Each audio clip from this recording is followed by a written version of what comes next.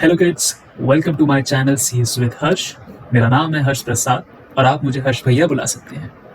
So in this series of NCERT back exercise questions, आज है हमारा लेक्चर नंबर 8 और हम बात करने वाले हैं चैप्टर 1 कंप्यूटर सिस्टम के question number 6, that is how do different components of the computer communicate with each other. So computers के डिफरेंट कंपोनेंट्स आफ्टर ऑल एक दूसरे से कम्युनिकेट करते किस तरीके से, ठीक है। सो एक चीज हम लोगों ने ये पढ़ी है, और अगर नहीं पढ़ी तो मैं बता देता हूँ, that there is a system of channel also known as system bus that enables the communication between the different components of your computer और ये सिस्टम, ठीक है। तो आफ्टर ऑल जो आपके सिस्टम बस होते हैं ये 3 पार्ट में डिवाइडेड होते हैं। एक होता है आपका डेटा बस, एक होता है आपका एड्रेस बस और एक होता है आपका कंट्रोल बस। तो एक एक करके हम लोग इन तीनों बसेस के बारे में देखेंगे कि आफ्टर ऑल ये होते क्या हैं और इनकी फंक्शनैलिटीज क्या होती हैं। So first one is your data bus. So आपका डेटा बस एग्जैक्टली करता क्या है? So data bus actually transfers data from CPU, memory and other input output devices, ठीक है। यानी कि जो भी आपका डेटा का एक्सचेंज होता है वो इसी चैनल या इसी बस के थ्रू होता है, ठीक है।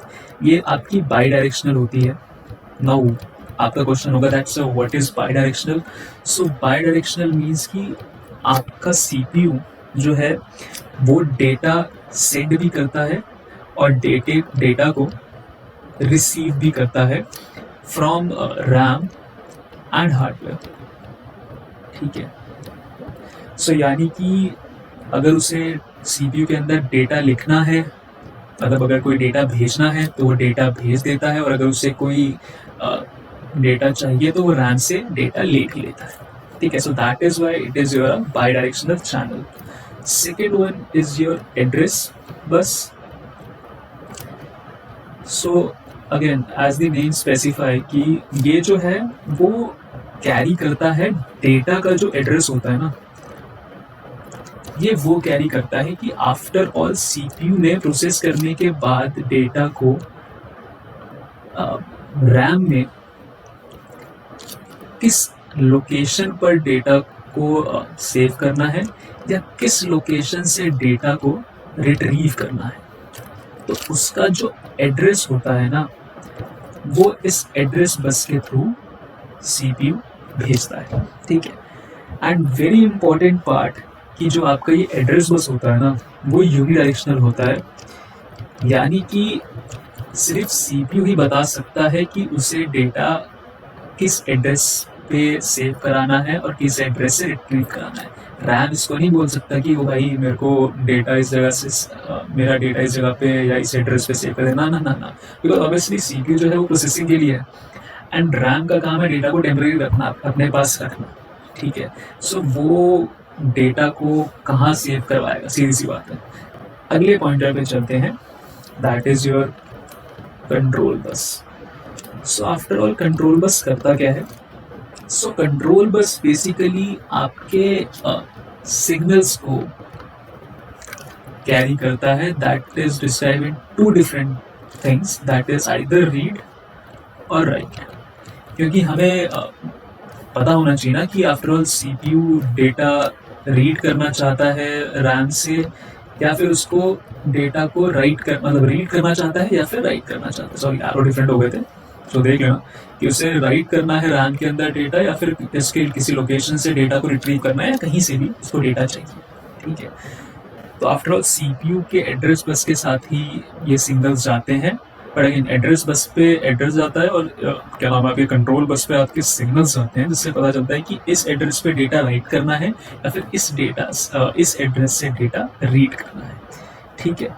सो दैट इज वाई ये भी जो आपका बस होता है वो यूनिडायरेक्शनल होता है, ठीक है। ऑब्वियसली हम लोग कोई डेटा रैम के ऊपर सॉरी CPU के ऊपर हम लोग राइट या रीड नहीं करवा सकते वहाँ से. So that is why it is unidirectional.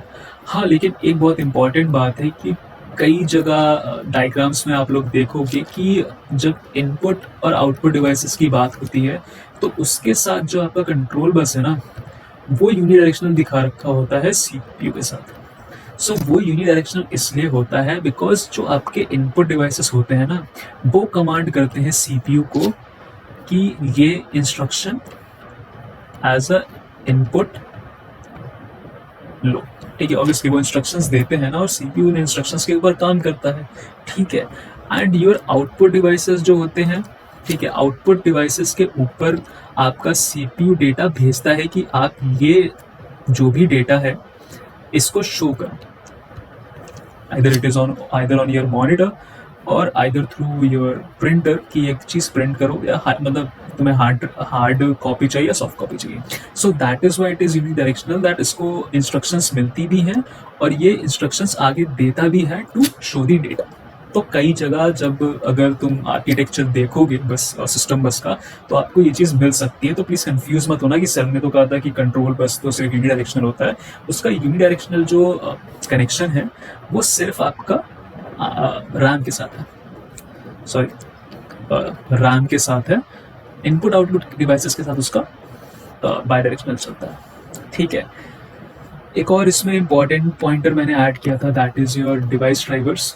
सो ये आपके एक्स्ट्रा पॉइंटर्स हैं, लेकिन इनको अगर इंक्लूड नहीं भी करोगे तो भी आपको अच्छे खासे मार्क्स मिल जाएंगे. ठीक है, सो डिवाइस ड्राइवर का काम ये होता है कि ऑब्वियसली वो ऑपरेटिंग सिस्टम को इंस्ट्रक्शंस देता है या फिर ऑपरेटिंग सिस्टम को अपना बेस बना के वो हार्डवेयर और सिस्टम के बीच में या फिर कह लो यूज़र के बीच में एक मीडियम का काम करता है, सो दैट आपका जो फंक्शनैलिटीज़ है हार्डवेयर डिवाइसेस का वो स्मूथली चले. ठीक है, सो इस तरीके से भी हम कह सकते हैं कि वो डिवाइस ड्राइवर्स का यूज़ करके आपका स्मूथ कम्युनिकेशन परफॉर्म करते हैं. ठीक है, इवन आपके इसमें USB पोर्ट्स भी आते हैं. आपकी यूनिवर्सल सिस्टम बस सीरियल बसेस तुम लोगों ने देखा होगा जिसमें आप अपने पेन ड्राइव्स लगाते हो या फिर अपने ब्लूटूथ माउस हो गया, कीबोर्ड हो गए, सो उनके थ्रू आप कनेक्ट करते हो. दैट वो उसमें भी क्या होता है, उसमें भी आफ्टर ऑल जब आप USB पोर्ट में कनेक्ट करते हो तो आप अपने इनपुट्स दे सकते हो ना सिस्टम में. सो आफ्टर ऑल इनपुट्स और आउटपुट्स मिलना क्या होता है, ऑब्वियसली कम्युनिकेशन होता है. That is communication established between system and the user. ठीक है, and the component again hardware component with the internal component of the computer. So एक ये भी USB पोर्ट्स भी एक आपके कम्युनिकेशन चैनल की तरह काम करते हैं. सो आई से ये ऑलरेडी मैंने क्वेश्चन नंबर 6 आपको अच्छे से फ्रेम करके दिखाया, तो एग्जैक्टली अगर ऐसे भी लिख के आओगे एग्जाम में then you will get a good marks. So I hope आपको ये लेक्चर पसंद आया होगा. सो अगर पसंद आया हो तो प्लीज़ लाइक करना, सब्सक्राइब करना and do share with your friends, because अच्छी चीज़ें शेयर करने चाहिए ही चाहिए. शेयर करने से आपको भी खुशी मिलेगी एंड इसे करना ही चाहिए. एंड इन केस इस वीडियो के रिगार्डिंग अगर किसी को भी कोई डाउट हो या कोई पॉइंट मैंने मिस कर दिया है तो प्लीज़ कमेंट सेक्शन में मेरे को ज़रूर बताना कि सर मेरे को ये पॉइंट समझ में नहीं आए, प्लीज़ दोबारा समझा दो. आई ट्राई माई बेस्ट कि मैं या तो कमेंट्स में ही या फिर तुम्हें दूसरी वीडियो बना के इस सेम लेक्चर पे तुम्हारे डाउट्स क्लियर कर दूँ. ठीक है, सो की stay in touch with this series and जल्दी ही मैं और लेक्चर्स अपलोड करूँगा जिसमें हम आगे आने वाले बाकी बचे हुए क्वेश्चंस के बारे में डिस्कस करेंगे. ठीक है, सो तब तक के लिए टेक केयर, मिलते हैं अगले वीडियो में.